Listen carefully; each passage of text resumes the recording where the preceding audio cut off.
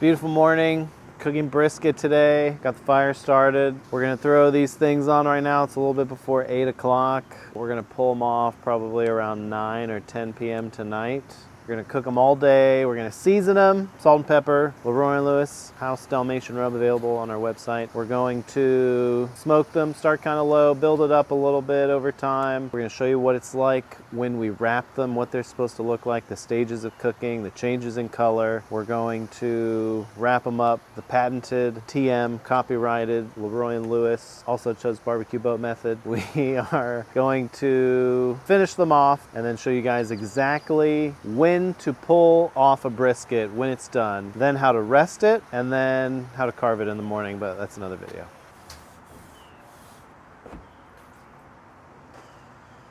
This is a normal week, it's Friday. We're showing you just exactly our process for this. So we have, I think, 6 briskets going on Friday for Saturday lunch service. We have them all trimmed. This one was just a little bit scalped, it's fine. Everything else looks good on the trim. I'm gonna put it into this big tub of rub we have, Dalmatian rub, and then I'm just gonna make sure that I get every single side, every single square inch. I want this thing completely covered in rub. I'm just gonna pick it up and shake it off a little bit.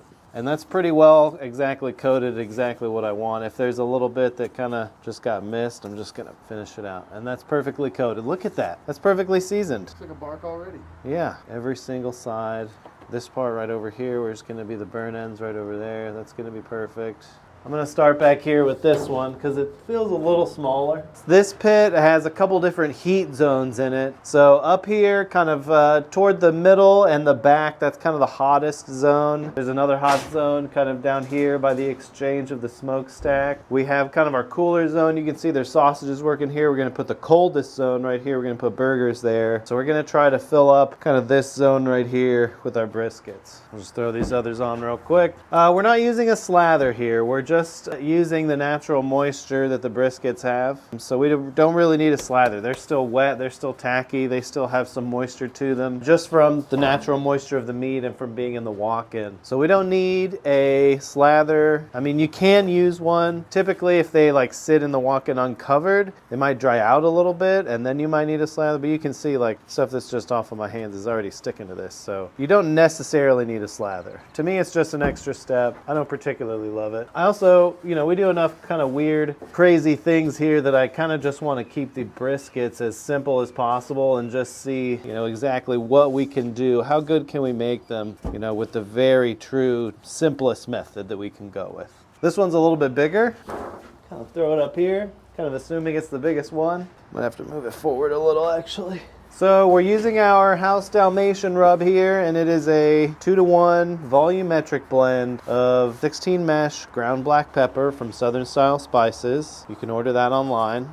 And Diamond Crystal kosher salt. We like that they have a really similar kind of grain structure, and then there's really similar sizes too. You can see the flakes of salt and the grains of pepper are really similar in size. You can even see it over here. There's a couple that are bigger, a couple that are smaller. Overall, it's really similar. I'm leaving just a little bit of an air gap in between these. With the cheeks, we don't have to do that because they will tighten up so quickly and there's going to be so much room in between them. And later they're going to cook in the beef fat confit, and so like everything's gonna squeeze and tighten up. If I really needed to fit a bunch of briskets on here, you can start with them barely touching because they're gonna seize up, they're gonna squeeze up a little bit, and there will be airflow in between them eventually. But all things being ideal, I like to start with them with some airflow around all sides. We have a lot of rub here, and we're gonna use this today. We're gonna use this for our burgers. So if I'm putting just raw beef in here, I will just use it all day. There's not really anything in here that's going to be, you know, that will go bad. Like the pepper and the salt itself is not going to like host anything kind of bad in here. So we're going to use this all day for these briskets. We're going to use it for our burgers. Then we're going to sift it out and then use it for our briskets tomorrow and our burgers tomorrow. And then that'll be it. That's a full batch. So we get about 2 days out of the rub. This one's a little bigger. Oh God, my eyes. Do you ever get used to the smoke in the eyes?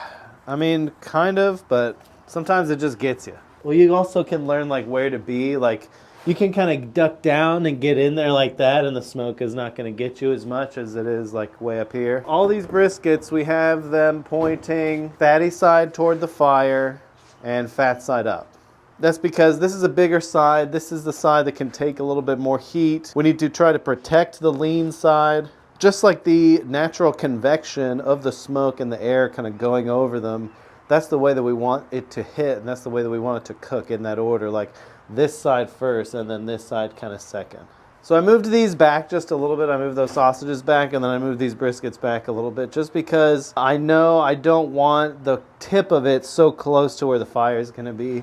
I know we're going to move this fire kind of back a little bit toward the exchange, kind of toward the back of the firebox. And I don't want the direct radiative heat from the fire in the coal bed to toast and really crust up the front of my brisket here. So I just kind of moved it back a little bit. Just have a little bit more space there. So this smoker that we built has a small exchange between the firebox and the cooking chamber. Because of that, we can use more of the cooking space. Like on a lot of smokers that have a huge exchange and are moving a ton of air, you won't be able to use like this front like third of the smoker. Luckily, we can kind of put stuff all the way up kind of close to there, and we don't have to use like a blocking log or a water pan to kind of stop the direct kind of heat and a bunch of really super hot air kind of just running through there. But it still moves air really well because you have another hot spot kind of at the back of your smoker where it kind of all collects. So it's definitely moving a lot of air. These briskets will get cooked really, really nicely. I don't like a water pan in my smokers because I don't really think I need one almost in any situation. Normally when you're putting a lot of raw meat, wet meat in here, it has a lot of moisture to begin with. And I also don't want to add moisture to this cooking chamber here because I'm trying to dry out this crust. I'm trying to make it nice and hot in here. I'm trying to move a lot of air. And same thing with the sausages. I'm trying to dry out the skin. I want to really cook them and make it nice and snappy. I'm really trying to dry stuff out in here. I'm not trying to, keep moisture onto the surface of things. The only time that I would want to introduce any moisture is if things were getting too hot and I would like spritz a brisket to lower the surface temperature. But we're not going to do that here. We're just going to control the fire and just keep it nice and even and just cook these briskets all day long. It's almost 8 o'clock. We're going to close the doors here. We're going to try to go for like 275, 300 on this pit. That's what we're aiming for to cook these briskets. That's where we know we're cooking hot enough to actually move the needle on the internal temperature and like really cook them and not be here all day and all night. And then low enough to where we're not really like singeing the outside.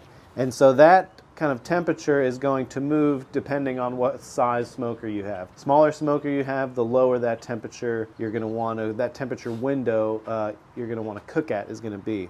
Smaller chamber, it could be like 250, 275 or like 240 kind of on the low end. On a bigger smoker, like on a 1,000 gallon, this is only a 500 gallon propane tank smoker.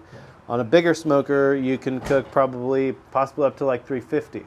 Just kind of depends on where your thermometer is, where you're placing briskets in relation to the fire. If you're not using the front half of it, if you're only cooking like 10 briskets on a huge smoker like that, you can really hum it at like 350 and they'll just cook all nice and evenly and move a ton of air and be really good. But for now, we're just going to go 275, 300, and then maybe when we wrap, we might kind of increase that to like 300, 325. For now, we're just going to drink some coffee, watch the fire.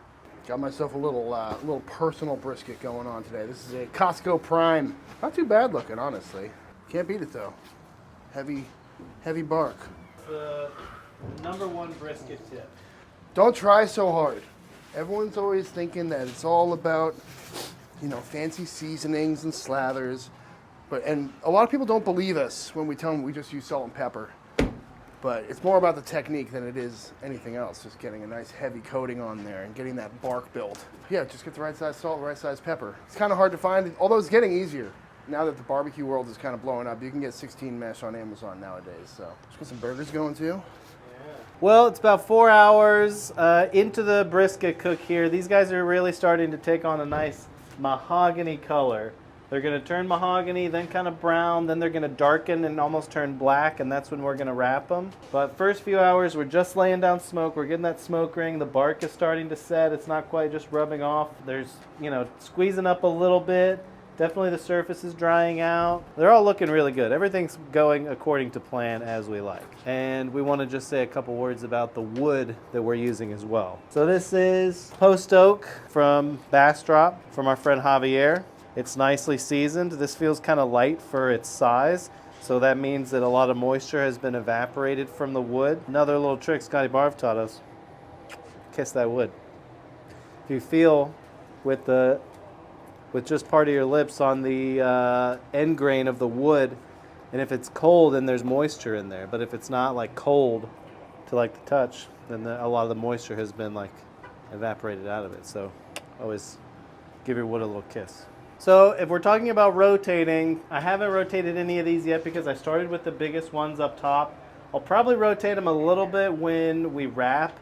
I did move this prime up a little bit because I know this section of the pit is kind of cool. So if I moved it up a little bit to just get a little bit more heat over here. I know this side isn't going to get as much heat, so as we cook it, I may end up kind of turning it a little bit. Basically with rotation, you just want to use your best sense of judgment to see, these pieces look like they're cooking a little more. I'm going to move those closer to the fire, further away from the fire. These pieces look like they need more time or are temping a little bit lower. I'm going to move those a little bit closer to the fire. First 4 hours, lowest temperature part of the cook. We want to try to maintain as even temperature as we possibly can. But if we're going to go from low to high, I want the first 4 hours the lowest part. That's when we're laying down the smoke. The next little bit, we want to kind of get the internal temperature of the brisket up and push to and through that stall. And then at the end, we'll kick it up a little bit more to just finish it off. This is an uninsulated firebox, so it may look like we have a lot of wood in there. But if the fire gets a little too hot, we can always knock the logs down a little. Look at these beautiful briskets, huh? Look at that nice bark. Really darkened up. They went from mahogany to brown, and then they've really started to darken up. You can see just a little tiny bit of pooling here. Just gonna tip that over. It's not too wet right there. That piece will be fine. Everything is coming along beautifully. These are cooking up exactly like we want. Let's go ahead and check the temp. So I'm looking for two things when I'm looking if I want to wrap these briskets. One, obviously beautiful bark. Two, I want to see that there's like a bark on the bottom. This doesn't feel wet to me. It feels like it's got kind of a nice bark going. It feels like the pepper is pretty much adhered to it.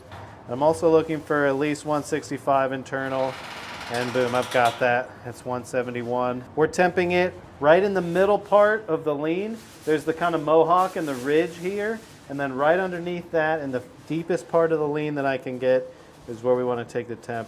And it's about 170 degrees, which is absolutely perfect for wrapping. Enough fat and enough juices have rendered out to where we're not going to be left with a huge pool of stuff, but there's still a little bit to be rendered out and captured in the foil boat, which is what we're going to talk about now. When people talk about the stall, they're just like, oh, well, why does my brisket not raise an internal temperature during the middle part of the cook? That's what people are referencing when they're referencing the stall. It's not, I've never experienced it to where, I can't get it above a certain temperature, because the answer to it is to just push right through it. Is to just increase the temperature a little bit and cook hot enough to where you're just pushing right through the stall. If you're going to 225 all the time, then you are going to have problems with the stall, because it's just going to be really hard to heat everything up to a hot enough temperature when there's not enough heat coming at it to begin with. So once we hit around 165, 175, we're going to start to see more sweating and more kind of rendering on the top. Like these briskets look like they're nice and kind of glistening. And then what happens when that happens is that there is some evaporative cooling on the brisket, and that kind of slows down the internal temperature rise a little bit. It's also just a huge mass of meat, and the higher you get it, the harder it is to kind of push past that final temperature you need. We want all of the stuff inside, all the water inside basically, to cook to about 200 degrees. And that's how we're going to melt all the connective tissue and fat and render everything out and convert all of that collagen to gelatin. And it's going to be really sticky and really nice and really fatty and really yummy. So we're gonna wrap these briskets up. We've already temped this guy. They're around 170. We're gonna use the patented LeRoy Lewis foil boat method.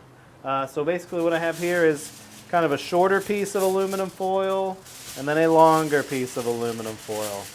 And I have the brisket in a horizontal orientation. And what I'm going to do is just start from the back here and kind of fold out on the outside, fold down and out, and then fold in half that way. And then kind of do it one more time. So it kind of is creating this edge and it's creating this little kind of handle that you can use. And then I'm just going to kind of crimp around and crimp out as I go around the outsides. The things I want to note when I'm doing this is to cover all of the lean parts, which is this entire side, and then really kind of the tip here. So I'm going to kind of make sure that the tip of the foil comes up above the tip of the brisket here on the front, still kind of crimping out. And then same thing here on the bottom side here, covering up all this lean part, still kind of crimping out. And then I'm going to get over here to the side that's closest to me, and then just do the same thing, just kind of crimp out and down. And we can form this any way that we like around the brisket. And that's basically the foil boat. So what's nice about this is that the foil is hugged tight to the sides of where the lean is, right? So if we just put in a half pan, this stuff would be kind of exposed and it could dry out a little bit. Having this kind of nice and hugged tight like that is like forming the half pan around the brisket. We can also fit a lot more briskets, you know, on here if they're wrapped like this than if they are in just a half pan. You know, we'll be limited by space with a half pan. This one has a really nice crust on the bottom. It just feels good. No, we don't flip the briskets at all. We really try not to touch them. Once we put them on, we really try not to mess with them. We try not to open the door too much. So top, side, kind of bottom nice and covered. If we do want to open any part of it, it's kind of the burn end side of it where we want a little bit more kind of crustiness over here. That's going to be our best slices. Another benefit of the boat, you can kind of pick these up and move them around when it gets too hot. Also, when we check for doneness, we can just kind of pull the foil down and then reach our hand right under and check for doneness. We don't have to try to feel through layers of paper. Probably the main benefit to wrapping like we do in a foil boat is keeping the fatty side and the top exposed to the higher heat we're going to use to finish cooking the brisket. And this fat, along with the nice crunchy, you know, really fully involved bark up there with the salt and the pepper and the nice big kind of granules, it's going to get nice and crunchy like basically the crust of a steak. It's going to get really barky, it's going to get really crunchy. And as we slice through the brisket on the carving block, it's going to have nice crunchy pieces of bark, that really silken rendered fat, and then really nicely rendered meat. And it's just going to be, it's going to be so good. It's also a little quicker just to wrap them like this than it is in paper. People would be spraying paper a lot, multiple kind of layers of paper and stuff. Heavy duty aluminum foil, a little bit easier to find than peach butcher paper, at least for some people who, you know, if HEB doesn't carry it, or if you don't have HEB where you are, probably easier to find heavy duty aluminum foil. And I got to tell you, people who try the boat, don't go back to paper. The crunchy bark, it's addictive. So years ago at Friedman's, we used to wrap our briskets completely in foil. That's just how, like I did it in the beginning. That's how my dad kind of taught me how to wrap briskets. And one day, the sous chef at the time, one of my old friends, he didn't fully close the foil packet that the brisket was wrapped in. And the briskets weren't done, so we had to kick the heat up. So the open top of the foil plus the increased heat made a really nice crust, and that's how we kind of came up with it. We just started doing it that way. We kind of leaned into that curve, started peeling them back, and really doing that on purpose. So now we do our briskets like this. You love to see that. I love to see a whole smoker full of foil boated briskets. All right, these briskets wrapped up. It is 4:30 right now. We're gonna come back at 8:30. We haven't rotated them still. Everything is temping evenly. At that time, we're gonna start checking for doneness. The only time we really wanna rotate is if we're utilizing the full surface area of the smoker, and if we're cooking briskets in both the hot part of the smoker and the cold part of the smoker. Since we're cooking all of our briskets basically in one part of the smoker, we don't necessarily have to rotate them because they're getting about approximately the same amount of love and attention, aka smoke and heat. Here's another thing that's nice about using the foil boat. If you wrap a little bit too early, say if you have something to do, you gotta wrap it at like 160, maybe 155, pushing it a little bit, you're gonna render out more juice and fat into that boat. And what's nice is you can just tip it over a little bit and dump a little bit out. So you just are holding on to like the perfect amount.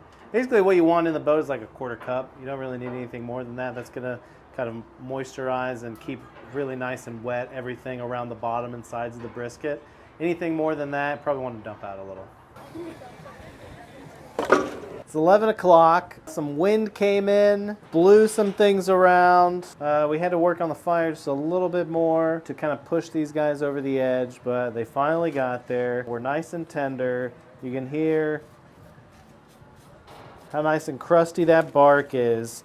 And you can tell this one has been rested for an hour, by the way. So I had one done about an hour ago. I pulled it off. Well, like I said, it's a little chilly out here. It's probably in the 50s. So it's been resting for an hour, and I can hold it indefinitely with just a gloved hand. It's warm. It's not too hot on the bottom. And that's how I know I could cut into it if I wanted, but I'm not going to because I'm going to rest it overnight. What I am going to do is flip it over and teach you how to tell when it's done. So it's not like completely falling apart. You know, it's not like completely just kind of flopping to each side. But what I can do is kind of just barely pierce through if I wanted to. I can do that in a couple different spaces in the middle, kind of toward the end. I can just barely separate those meat fibers if I wanted to. And then kind of over here toward the side, I can just barely separate those meat fibers. This thing it's not completely fall apart tender, and it's not bouncy like a basketball. It is exactly perfectly done. And after a long rest overnight in our warmers, it's going to be just a little bit more tender. Everything's going to even out, and it's going to slice up really, really well tomorrow. A little bit too much juice in this one. I'm just going to dump it out a little bit, just kind of feeling for tenderness. Feels just a little tight on the bottom. Needs just a little bit more time. I put the prime, which was kind of over here toward the cooler side of the fire. I put that in the back over kind of toward the wall because it's hotter over there. It was the one that was least furthest along. I took the other ones that needed a little bit more time, but were kind of toward the back, and I pushed them all the way back here. So we're going to get more heat, more convective air and smoke, and more heat kind of collected down here. Got a hot spot here and a hot spot there. So I wanted to increase the heat a little bit, and so I pushed them back there a little bit, and I kind of faced the fatty toward the end there, because that's where the heat collects more. So I got the lean facing in, the fatty facing kind of back over there, because that's where the heat collects around this dome. I will say that I pulled this first brisket off at about 202. Basically 200 is like the lowest I think I would probably pull. 200, 199, 198 is pushing it. First thing is that if it goes in nice and easy, that's a good sign. That one had a little bit of kind of tautness to it. This is reading 192, and it definitely does not feel as tender as I want it to be, but they're all getting there. When you're pulling off briskets, you have a couple options, and the long rest kind of opens those options up a little bit. So what you can do is pull it off when it's perfectly tender, let it rest completely at room temperature, and then put it into a 140 warmer, and that's a perfectly good option. There's a lot of places that do that. And you can also, that's like taking it as far, kind of to one side of the spectrum. The other side of the spectrum is like to pull it a little bit early and to put it into a hotter, warmer, and basically like the end point of those two is exactly the same.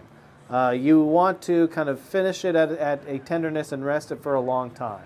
So we're going to do that now. We have two different warmers, and we can set them at two different temperatures, and there's different zones within those warmers. Like I'll show you inside, but it's hotter, right where it's making direct contact, with the surface and close to the bottom. It's hotter on another one close to the top, and we have different briskets in here. We have one that's completely done, and we have the rest of them that are just a hair away from being done.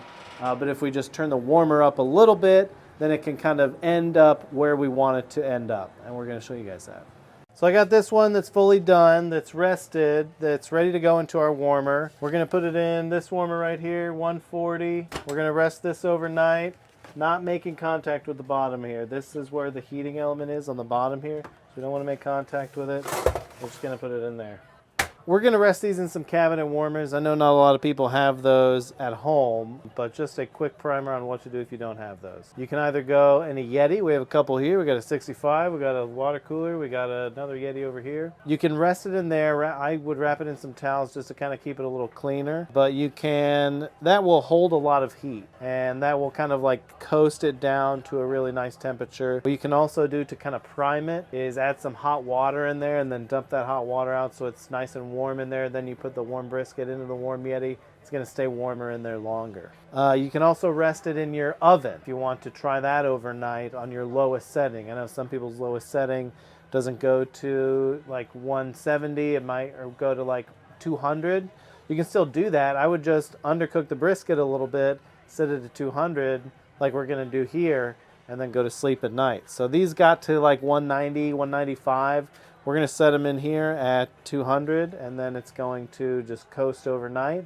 It's going to be beautiful in the morning. They're going to be nice and tender. How long can you rest a brisket? You can rest it overnight. I don't want to say exactly how long you can do that. I don't do it more than 24 hours. But, you know, they're going in here right now. That means the entire cook cycle is longer than 24 hours, right? We started them at 7 in the morning. We're not going to finish serving them until probably 2 p.m. tomorrow. So that is more than 24 hours, but this is when the cook cycle ends when it goes below 160, basically. So if you want to rest it at 160 overnight, that's fine. As soon as you turn down to 140 for service, that's kind of when your timer starts, and you have basically 4 hours below 140 degrees to serve that. That's technically where you should be as far as the health department, as far as like bacteria and growth and, you know, potentially hazardous foods, as far as all that goes. Can you stretch it a little bit?